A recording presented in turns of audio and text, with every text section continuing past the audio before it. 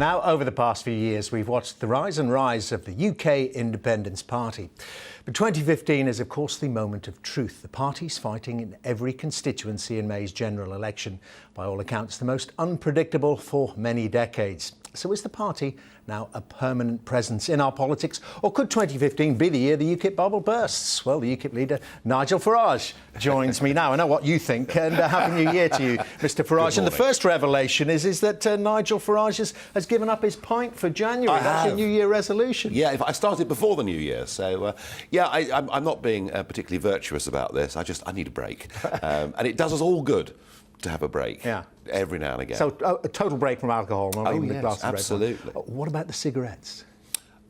Oh no, I'll think about that later on in the year. OK, one thing at a time. So how do you read the political weather ahead? How do you read the runes? We've got very clear already, haven't we, the offerings from the two biggest parties. It's the economy, of course, from the Conservatives. Don't give the keys back, they say, to the party that crashed the car. And it seems that Labour are running initially, anyway, on the NHS. We've got to save that. How does UKIP get its hearing? Is it you still just going to bang on about immigration? Well, I think there are three big issues that concern the public and will dominate the general election. And yes, the economy is one of them, and yes, the NHS is another, but there's a third one that isn't being talked about this morning, and that's immigration.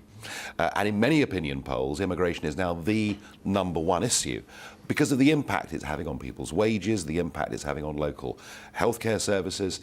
So I think on the immigration issue, I suspect Labour and the Conservatives would rather not debate it at all, but they're going to have to. And in a sense, that's what UKIP did to British politics in 2014. We forced this issue onto the agenda. I'm struck, though, I mean, looking at what's being said this morning, and given that we've got fixed-term elections, that our politics is becoming very American. You know, it's no great surprise that the Conservatives have got a guy called Jim Messina, Miliband's got a guy called Axelrod. These are Washington, you know, big political players.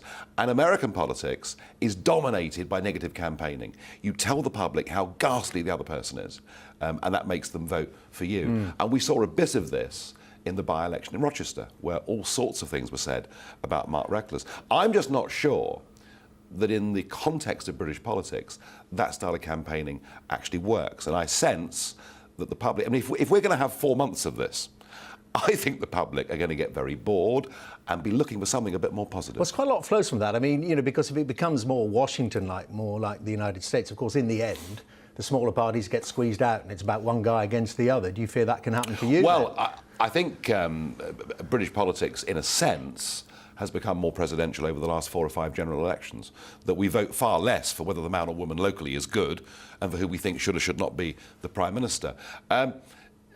In America, it is a binary choice. You're absolutely right. But British politics has changed. We've gone beyond that.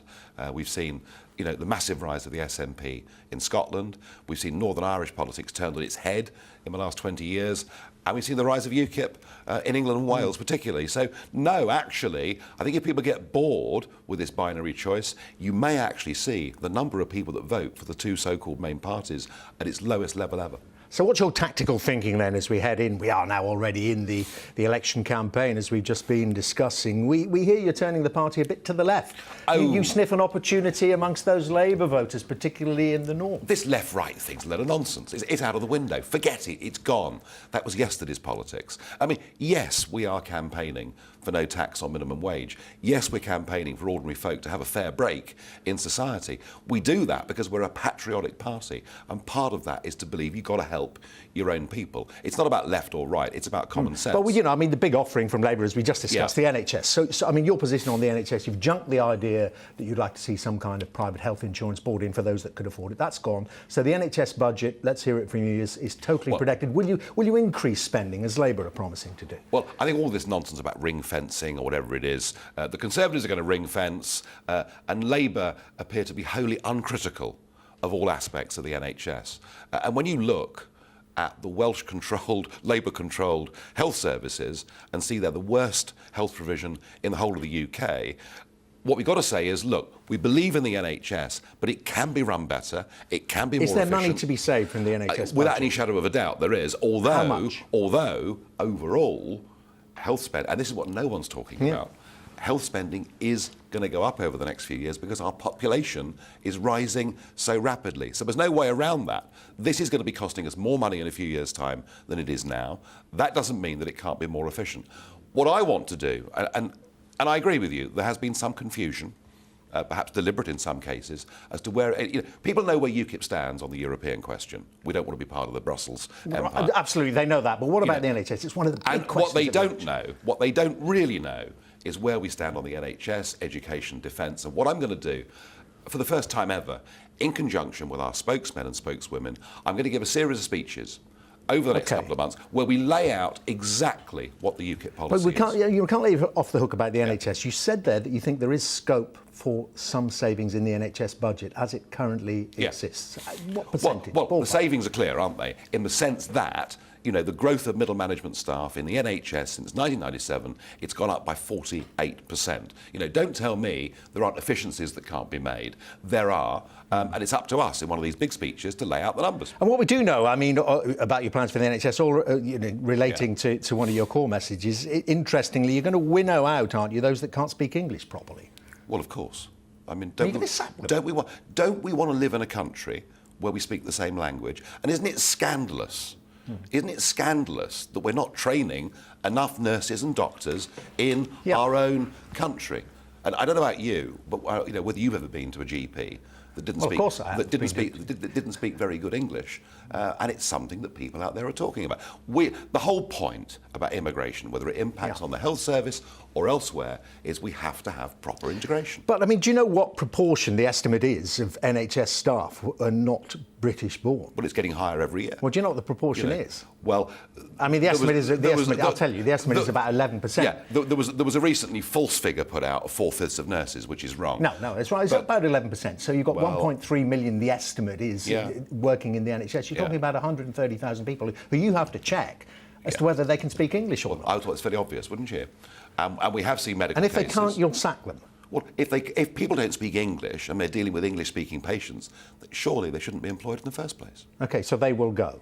Well, they shouldn't be employed in the first place. All right. But don't we get back to the real issue? Why are we not training enough nurses and doctors in our own country? OK, fair point. Another point just on the NHS, and this is from what we do know about your plans for it. We will ensure that visitors to the UK have private health insurance as a condition of entry. So you hop on the train in Paris, last-minute business meeting, you come here, you're not born in the UK, you don't have private health insurance, you turn them back at St Pancras. Well, there are about 200 countries in the world where if you or I went to work there, we would not automatically be entitled to free healthcare on their state. We would go with a work permit to work in the country. We would prove we had an address to live at when we got there and prove that we had private medical provision. This is what the whole of the world does, and yet we have allowed the National Health Service to become the International Health Service, and that doesn't make sense. Of course, we don't have to do that when, as things are currently configured, when we go to Paris or Brussels, do we? Because we're the European Union. Yes. You'd have us pulled out of it, so you'd be checking all those Europeans who still come here to work every day. We could quite happily have reciprocal deals with countries with whom it was appropriate. But is it appropriate to have that deal with countries where a trickle of people go and work in those countries and a huge number from their countries come here? It's about being sensible with this. Of course we can have a reciprocal deal with France or with Spain if that suits us to do it. Let's ask you about coalitions or whatever it may be, given however the cards fall after the general election. Are you categorical? You couldn't do a deal with any Conservative party still led by David Cameron? Well, I think we're jumping the gun a bit here. Look. Well, you said pretty strong stuff about it in the past. Look, I don't think anybody knows what's going to happen in this general election. It's the most open general election in decades, so we are running a bit ahead of ourselves here. But you could do a deal with a Cameron-led Conservative Party. I'm pretty clear. I want my country back. I want us to be a self-governing nation. The big elephant in the room still is the fact that most of our legislation is not made in this country, it's made somewhere else. I want our democracy back, I want control of our borders back. I want us to be able to negotiate our own deals on the world stage. To do all of that, I need a referendum. We need a referendum. Well, you need some MPs who hold the balance of power, don't you? How many do you think you're going to get? My worry is about us getting enough MPs, not what happens after May the 7th. Well, how many do you think will do it? How many do you think you need, and what's your aspiration? Well, it's tough to tell. We read a lot about the SNP, But of course, the SNP will be taking seats directly from Labour. So perhaps, the arithmetic of that doesn't overall change the game very much. For UKIP to succeed, we have to win seats that are currently held by Labour, seats that are currently held by the Conservatives, and perhaps some that are held by the Liberal Democrats. If we do that in sufficient numbers, we will change the electoral arithmetic. And you mentioned that. Let me put that together, because the SNP already indicated that they might support a minority Labour government if it falls like that. You've indicated in the past you'll do a deal with the devil, including Ed Miliband, if you get what you want. Could you see UKIP, under some circumstances, supporting that kind of coalition, SNP, Labour and UKIP joined together? I don't see UKIP being joined together with Labour and the SNP at all. I really don't. In fact, I would regard it, even if we were in that position, as unlikely that UKIP would want to be in coalition with anybody. But what you can do is give support to minority governments in return for what you want. A lot of UKIP supporters must be saying, look, we're not going to have Prime Minister Farage. We accept that. And we've got to, as much as we can have a copper-bottom guarantee from the Conservative Party that they will have a referendum in 2017. Why would you support Labour to try and force them to give you a referendum, or do you think that will come out during the course of the election campaign? Yeah, don't forget, just 2 and a bit years ago, Cameron was implacably opposed to having a referendum. UKIP started to do well in 1 or 2 by-elections. He changed his tune. Between now and May, it's quite probable that the Labour Party will change its position on a referendum. And the Cameron offering, frankly, isn't good enough, in the sense that it's all been kicked into the long grass into 2017, following a renegotiation that looks highly improbable at any level. Whatever he talks about, changing freedom of movement of people or unpicking the treaties, I can promise you, as a veteran of Brussels, that's the last thing anybody over there wants. We would not even be discussing a European referendum if UKIP hadn't done well. If you really want a referendum, make sure there are enough UKIP MPs in Westminster to hold the balance of power. So, you clearly think David Cameron is damaged goods. Would you rather, a Conservative Party, would you find it easier as UKIP leader to talk to Boris Johnson or to Theresa May?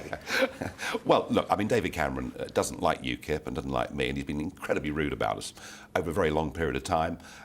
Not just about us personally, but about our policies, saying how appalling they are, and yet now in interviews he tries to sound a little bit like us. So, well, would it be easier if there was a new broom there, a Boris or a Theresa? I doubt Mr Cameron's sincerity. I don't think he really wants change.